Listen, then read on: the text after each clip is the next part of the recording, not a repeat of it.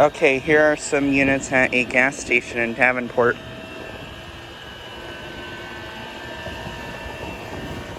Here are some new looking Trane units. They aren't running. And this one looks like it has an Alliance roll compressor. And I'll get the date on this one. It's from November of 2021 and it's a 4-ton.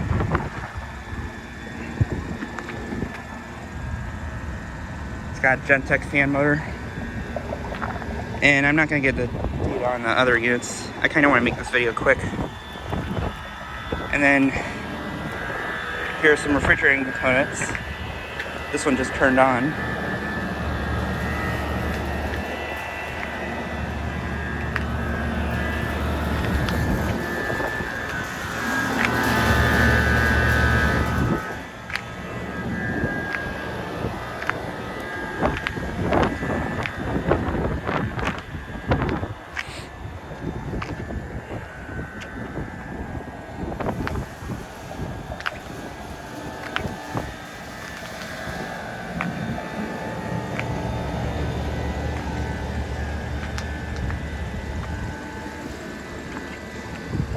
But yeah, just thought I'd make a quick video of these units.